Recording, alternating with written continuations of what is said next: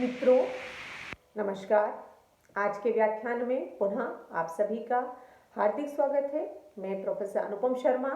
अध्यक्ष राजनीति विज्ञान एवं मानवाधिकार विभाग, इंदिरा गांधी राष्ट्रीय जनजातीय केंद्रीय विश्वविद्यालय से संबद्ध हूँ।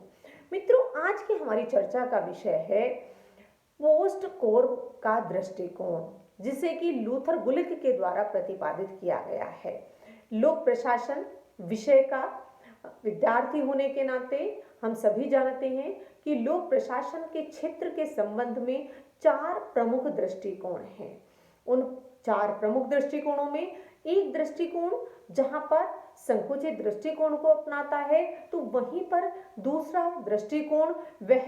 व्यापक दृष्टिकोण को अपनाता है। इसी के साथ जो एक और महत्वपूर्ण दृष्टिकोण है वह पोस्ट कोर का है, और उसी के साथ जो इसका चौथा दृष्टिकोण है वह लोक कल्याणकारी अवधारणा को या दृष्टिकोण को के संबंध में बात करता है। तो ये जो दृष्टिकोण है, जिसे पोस्ट कोर के नाम से जाना जाता है, POSDCORB, इसका प्रतिपादन प्रमुख रूप से वह लूथर गुलिक के द्वारा किया गया है। यद्यपि इस दृष्टिकोण का आरंभ उससे पूर्व उर्विक एवं हेनरी फ्योल जैसे विद्वानों के द्वारा उसका आरंभ किया गया था, उस दृष्टिकोण को अपनाया गया था, परंतु इसको एक व्यवस्थित रूप प्रदान करने के लिए एक प्रमुख दृष्टिकोण के रूप में लाने का जो श्रेय है वह लूथर गुलिक को जाता है। तो इसलिए जो ये दृष्टिकोण है ये लूथर गुलिक के साथ जुड़ा हुआ है। अब जो इस दृष्टिकोण का महत्वपूर्ण बिंदु है वह है कि ये जो पोस्ट कोर है ये क्या है। इसमें जो ये शब्द लिए गए हैं, इन शब्दों का जो चयन है उसमें जो प्रमुख सिद्धांत हैं उनके जो वर्ड है उसके फर्स्ट अल्फाबेट को लेकर इसे बनाया गया है। अर्थात जो P for planning, O for organizing, इसका S for staffing, D for directing, CO for coordination के लिए है, और R for reporting and B for budgeting. अर्थात ये जो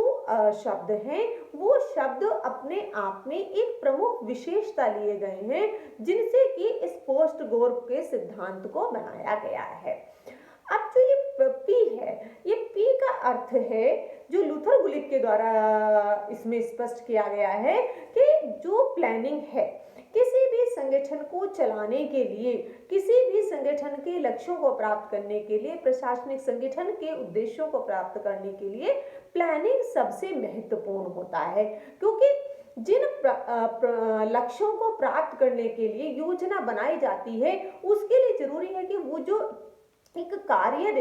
की रूपरेखा है उसका निर्धारण किस प्रकार से किया जाए, वो निर्धारण उन उद्देश्यों के दृष्टिकोण से संबंधित होना चाहिए जिनको कि उन संगठनों के माध्यम से प्राप्त किया जाना है। उसमें जो रूपरेखा है उस रूपरेखा में यह भी स्पष्ट होना चाहिए कि जो भी मानवीय संसाधन उपलब्ध हैं, जो भी भौतिक साधन उपलब्ध हैं, उनका बेहतर तरीके से उपयोग करते हुए उनका उपयोग किस प्रकार से किया जाएगा उसका आकलन कर लेना भी आवश्यक है। यह आकलन इस दृष्टिकोण से महत्वपूर्ण हो जाता है, क्योंकि उसी के माध्यम से जो रूपरेखा है उसको कार्य रूप में परिणत किया जाता है। इसी के साथ आवश्यकता होती है किसी भी संगठन के लिए प्राथमिकताओं का निर्धारण करना, कि जो प्राथमिकताएं हैं वो किस प्रकार से निर्धारित की जाएंगी, किस प्रकार से उन्हें प्राप्त करने के लिए प्रयास किए जाएंगे। तो यहाँ पर उन प्राथमिकताओं का निर्धारण कर लेना भी आवश्यक होता है। इसी के साथ जो संगठन के लिए जो प्लानिंग है वो प्लानिंग किस प्रकार से हो जिसमें कि कम से कम या मिनिमम इनपुट और मैक्सिमम आउटपुट की हम बात करते हैं, तो ये जो मिनिमम इनपुट है यह किस प्रकार से प्रयोग किया जाएगा जिससे कि उसका बेहतर से बेहतर कार्य रूप में वह उसके परिणाम आ सकें। तो इसके लिए जो है न्यूनतम लागत और अधिकतम उसकी जो फल प्राप्ति है वो भी यहाँ पर ही योजना के स्तर पर भी उसका निर्धारण कर लेना आवश्यक होता है, जिससे कि जो योजना है उसमें जो उपलब्ध संसाधन हमारे पास हैं उनका प्रयोग करते हुए किस प्रकार समय सीमा के अंतर्गत उनको प्राप्त किया जाएगा, उनको लागू किया जाएगा, वह यहाँ पर महत्वपूर्ण होता है कि किस प्रकार से इस सारी योजना का क्रियान्वयन किया जाएगा, उसका निर्धारण भी इस स्तर पर किया जाता है। इसी के साथ जो ऑर्गेनाइजेशन की बात होती है कि किस प्रकार से संगठन बनाया जाए, क्योंकि लक्ष्यों को प्राप्त करने के लिए जो एक ऑर्गेनाइजेशन बनाया जाता है उसका जो प्रमुख उद्देश्य है वह है जो प्रशासनिक कार्य हैं उन प्रशासनिक कार्यों का विभाजन किया जाए, और वह विभाजन वो उस प्रशासनिक ढांचे के अंतर्गत जो संगठन में अपनाया जाता है उसके माध्यम से ही प्रशासनिक कार्यों का विभाजन किया जाता है, अर्थात प्रत्येक स्तर पर सत्ता प्रदान की जाती है, जिससे कि हर स्तर पर जो कार्य करने वाले लोग हैं उनका प्रयोग करते हुए वह संगठन के लक्ष्यों को उद्देश्यों को प्राप्त कर सके, अर्थात कोई जो उसमें कर्मचारी हैं वो कौन क्या क्या कार्य करेंगे वह इस स्तर पर उसका निर्धारण हो जाता है। स्टाफिंग की जब बात होती है तो स्टाफिंग का जो अर्थ है लूथर गुलिक कहते हैं कि उसमें जो कर्मचारियों की व्यवस्था है वह किस प्रकार से होगी, क्योंकि संगठन के लिए जहां पर भौतिक आवश्यकताओं की होती है, भौतिक संसाधनों की आवश्यकता होती है, वहीं उसके साथ साथ मानवीय आवश्यकताओं की, मानवीय संसाधनों की आवश्यकता होती है। तो ये जो स्टाफिंग है ये किस तरीके से की जाएगी, जो कर्मचारियों की व्यवस्था है वो कैसे होगी, जिससे कि उस संगठन में जो कर्मचारी हैं वह कार्य करने में कुशल हो, दक्ष हो और इसी के साथ साथ वो प्रशिक्षण प्राप्त हो। यह प्रशिक्षण की व्यवस्था जहां पर सेवा पूर्व के प्रशिक्षण की आवश्यकता वहां पर होती है, वहीं पर सेवाकालीन प्रशिक्षण पर भी दिया जाता है, जिससे कि जो समय के साथ साथ जिन चीजों में परिवर्तन आ रहा है उन परिवर्तनों के संदर्भ में जो कर्मचारी हैं उनको शिक्षित एवं प्रशिक्षित किया जा सके, जिससे कि वह बेहतर उनके जो कार्य किए जाएं उसमें बेहतर परिणाम उपलब्ध हो सके। इसी के लिए जो स्टाफ है जिसको कि नियुक्त किया जाता है उसको नियुक्त करने के लिए उनके द्वारा उनको समय समय पर जो प्रोन्नति है वह भी दी जाए, जिससे कि जो कर्मचारी हैं जो स्टाफ है उसका मनोबल बढ़ा रहे और वह संगठन में अपनी भूमिका का निर्वाह और अधिक सारगर्भित रूप से करता रहे। जब निर्देशन की बात आती है, हम डायरेक्टिंग की बात करते हैं कि जो निर्देशन है वह किस प्रकार से किया जाए। जैसे कि लोक प्रशासन का विद्यार्थी होने के नाते हम सभी जानते हैं कि जो हायरार्की की व्यवस्था होती है उसके अंतर्गत जो पदसोपान संगठन में बनाया जाता है उस पदसोपान के अंतर्गत कार्यों का विभाजन किया जाता है, पदों के स्तर पर विभाजन होता है, जिसमें कि प्रत्येक स्तर पर कार्यों का निर्धारण किया जाता है। तो इसकी व्यवस्था बनाए रखते हुए किस प्रकार से निर्देश दिए जाएं, किस प्रकार से जो उच्च अधिकारी हैं उनके द्वारा जो उनके अधीनस्थ कर्मचारी हैं उनको निर्देश दिया जाए, जिससे एक व्यवस्था बनी रहे। ये जो व्यवस्था है इस व्यवस्था का जो उद्देश्य है वह यही है कि कार्यों का विश्लेषण करने के पश्चात उनके उद्देश्यों के प्राप्ति के लिए किस प्रकार से लक्ष्य निर्धारित किए जाएं, कैसे निर्देशन दिया जाए। ये निर्देशन इसलिए भी आवश्यक हो जाता है कि कहीं पर कोई भटकाव की स्थिति ना हो, कहीं पर संगठन में जो लक्ष्य हैं उनमें लक्ष्यों में अलग अलग दिशा में ना जाकर एक सामूहिक दिशा में कार्य करते हुए ही उन लक्ष्यों को प्राप्त करने का प्रयास किया जाना चाहिए। तो इसलिए ये निर्देशन जो है यह किसी भी संगठन में महत्वपूर्ण होता है। जहां पर निर्देशन महत्वपूर्ण है वहीं पर उसका जो एक महत्वपूर्ण और प्रक्रिया है वह है कोऑर्डिनेशन की, उस समन्वय की जो पूरे संगठन को एक साथ बांधे रखता है। क्योंकि जो संगठन की प्रकृति होती है उसमें जहां पर पद सोपान की व्यवस्था होती है वहां पर विभिन्न प्रकार के लक्ष्यों की प्राप्ति को भी उद्देश्यों में रखा जाता है। तो वो जो विभिन्न प्रकार की लक्ष्यों को, उद्देश्यों को ध्यान कर में रखने के लिए जो विभिन्न प्रकार के संगठन के अंदर जो विभिन्न विभागों का गठन किया जाता है, विभिन्न क्षेत्रों में शिक्षित, प्रशिक्षित और अगर हम कहें सक्षम जो कर्मचारी हैं, जब वह कार्य करते हैं तो उनमें किस प्रकार से एक समन्वय बनाया जाए जिससे कि उस समन्वय के माध्यम से लक्ष्यों को प्राप्त किया जा सके। अगर इसको हम एक उदाहरण के माध्यम से समझें तो जो डिस्ट्रिक्ट स्तर पर जो वहां पर डीएम की पोजीशन होती है वह है कि जहां पर वह व्यवस्था को बनाए रखता है, जहां पर विकास कार्यों को गति प्रदान करता है, वहीं पर जो जनपद स्तर पर विभिन्न प्रकार के कार्य किए जाते हैं, विभिन्न प्रकार के विभाग होते हैं, तो उन विभागों के मध्य किस प्रकार से समन्वय बनाया जाए, क्योंकि वो जो कार्य है वो भिन्न भिन्न प्रकृति के हैं। तो वो जो भिन्न प्रकृति के कार्य हैं तो वहां पर किस प्रकार से उन कार्यों में, उन विभागों में समन्वय बनाया जाए, यह महत्वपूर्ण हो जाता है। तो समन्वय के जो एक स्टेप है, समन्वय की जो प्रक्रिया है वह जहां पर विभिन्न प्रकार के संगठनों को एक साथ लाती है, वह कार्यक्रम जो कर्मचारी होते हैं उनके मध्य भी वह सहयोग की भावना को स्थापित करती है और उसके माध्यम से लक्ष्यों को प्राप्त किया जाता है। इसका जो अगला एक कदम होता है वह है रिपोर्टिंग। जैसे हम सभी जानते हैं कि जो सरकारी विभाग होते हैं, सरकारी कार्यालय होते हैं, उनमें जो रिपोर्टिंग की व्यवस्था है वो महत्वपूर्ण होती है कि किस प्रकार से जो रिपोर्टिंग है वो की जाए। रिपोर्टिंग का कि अर्थात क्या किया गया है, क्या किया गया है उसके ऊपर प्रतिवेदन तैयार करना, उसके ऊपर रिपोर्ट तैयार करना, आख्या तैयार करना, ये महत्वपूर्ण होता है कि जो आदेश दिया गया था उस आदेश का कितना पालन किया गया है, उसे व्यवहार में कितना लागू किया गया है और लागू करने के पश्चात जो निष्कर्ष निकल कर आए हैं, जो आउटपुट निकल कर आया है, उसके ऊपर प्रतिवेदन प्रदान उपलब्ध कराना या तैयार करना वो महत्वपूर्ण होता है। और इसको जो अगर हम बात करें संगठन में के द्वारा जो कार्य किया जाता है तो उसको जनता के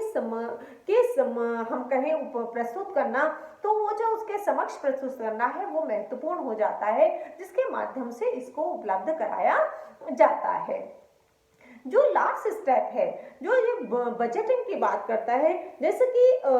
किसी भी प्रशासनिक क्रिया अगर जो होती है, प्रशासनिक क्रिया में धन का प्रयोग किया जाता है, तो वह जो धन का प्रयोग है वह किस प्रकार से उस आय व्यय का जो लेखा है उसको तैयार किया जाए, वह इसमें महत्वपूर्ण हो जाता है। क्योंकि आय, जितनी आय है उस किस प्रकार से उसको आय को, जो धन है, उपलब्ध संसाधन है, उनको किस प्रकार से खर्च किया गया है, उसके संबंध में पूरी एक रूपरेखा बनाना, और रूपरेखा बनाने के पश्चात जो क्रियान्वयन है, क्रियान्वयन के पश्चात उसकी एक रिपोर्ट तैयार करना वह महत्वपूर्ण हो जाता है। क्योंकि वित्तीय योजनाओं की जो तैयारी है वो किस प्रकार से की गई है वह इस संदर्भ में महत्वपूर्ण हो जाती है। तो अगर हम लोक प्रशासन की जो क्षेत्र के संबंध में जो पोस्ट कोड का दृष्टिकोण है वह इन सिद्धांतों के ऊपर कार्य करता है कि किस प्रकार से एक संगठन कार्य करता है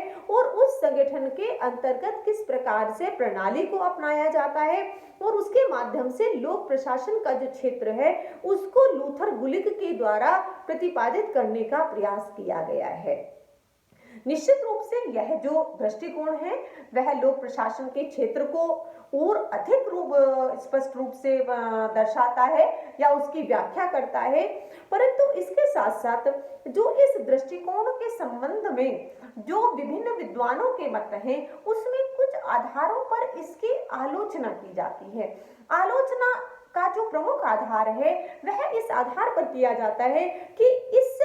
दृष्टिकोण में जो महत्वपूर्ण चीजें हैं उनमें जो प्रमुख रूप से या हम कहें बल दिया गया है, तो वह जो बल है वह उन चीजों पर दिया गया है जो कि पाठ्य वस्तु से अलग हटकर है। अर्थात यह तकनीक पर बात करता है, यह तकनीक किस प्रकार की हो, किस प्रकार से लक्ष्यों को प्राप्त किया जाए, यह उनकी बात करता है, तकनीक से अधिक संबंधित है, जबकि पाठ्य विषय से कम संबंधित है, यह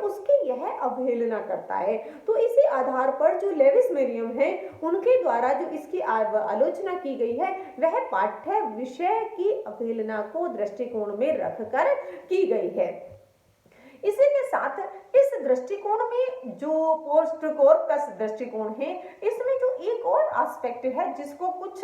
सीमा तक जिसकी अवहेलना की गई है वह है कि जो लोक प्रशासन के प्रमुख विषय हैं, जिसमें कि हम नीति निर्माण की बात करते हैं, नीतियों के मूल्यांकन की बात करते हैं और वहीं लोक संपर्क की बात करते हैं, इन जैसे महत्वपूर्ण विषयों की अवहेलना की गई है। क्योंकि ये जो विषय है ये लोक प्रशासन के प्रमुख विषय हैं और इन प्रमुख विषयों को इस पोस्ट कॉर्प दृष्टिकोण के अंतर्गत उसमें समाविष्ट नहीं किया गया है, तो इस आधार पर इस दृष्टिकोण की आलोचना की जाती है। एक आलोचना का जो एक और आधार है, जिस आधार पर विद्वान इस दृष्टिकोण की आलोचना करते हैं, वो बात करते हैं कि इसमें मानवीय दृष्टिकोण की अवहेलना है, तकनीकों पर अधिक बल है, जबकि जो प्रशासन है, बेसिकली जो प्रशासन है यह एक मानवीय समस्या है। मिसले कि किस प्रकार से जो मानवीय समस्याएं हैं उनका समाधान किया जाए। जब हम किसी संगठन में उत्पादनता की बात करते हैं तो उसमें जो यह मानवीय दृष्टिकोण है यह बहुत महत्वपूर्ण है, जिसे कि हाथोड़ प्रयोगों के द्वारा बहुत स्पष्ट रूप से उसमें निष्कर्ष निकाला गया है। तो यह जो दृष्टिकोण है उसका इसमें जब अवहेलना होती है उसमें केवल जो तकनीक है उनका अधिक प्रयोग किया गया है या उन पर अधिक बल दिया गया है, जबकि जो मानवीय संबंध है, मानवीय प्रक्रियाएं हैं, उनसे यह कुछ दूर है। जबकि माना जाता है, जब हम कहते हैं कि प्रशासन जब एक मानवीय समस्या है तो इसका संबंध प्रमुख रूप से जहां मानवीय प्रक्रियाओं से है और यह केवल कुछ आंकड़ों, तथ्यों या तकनीकों तक सीमित नहीं है। प्रशासन एक विशाल दृष्टिकोण को अपनाता है, तो यह जो विशाल दृष्टिकोण है उसके कुछ प्रमुख बिंदुओं का इस पोस्ट कॉर्प दृष्टिकोण में उनको निग्लेक्ट किया गया है अगर हम कहें, या उनके ऊपर उतना अधिक बल नहीं दिया गया है जितना कि हम कहीं योजना के ऊपर है, निर्देशन के ऊपर है, या किस प्रकार से लक्ष्यों को प्राप्त किया जाएगा, किस प्रकार से रिपोर्टिंग की जाएगी, किस प्रकार बजट तैयार होगा और किस प्रकार समन्वय निर्देशन उसमें रहेगा। ये यद्यपि संगठन के प्रमुख आधार हैं, जिन आधारों के ऊपर एक संगठन कार्य करता है, परंतु उन संगठनों के साथ साथ जो ये दूसरे महत्वपूर्ण बिंदु हैं वह भी प्रशासन से जुड़े हुए हैं। तो इस आधार पर इस दृष्टिकोण की जो विद्वान हैं उनके द्वारा आलोचना की जाती है। पर निश्चित रूप से इन सब आलोचनाओं के उपरांत भी अगर हम पोस्ट कॉर्प दृष्टिकोण का विश्लेषण करते हैं तो इसने लोक प्रशासन के क्षेत्र को एक नया आयाम प्रदान किया है, उस दृष्टिकोण को विकसित किया है, संगठन को किस प्रकार से बनाया जाए, किस प्रकार से उसके माध्यम से लक्ष्यों को प्राप्त किया जाए, उस पर प्रमुख रूप से बल दिया है और उन लक्ष्यों को प्राप्त करने के लिए किस प्रकार से कार्य किया जाए उसकी भी ये बात करता है। तो इन संदर्भों में जो लूथर गुलिक का यह दृष्टिकोण है यह बहुत अधिक महत्वपूर्ण हो जाता है। इसी के साथ आप सभी का बहुत बहुत धन्यवाद।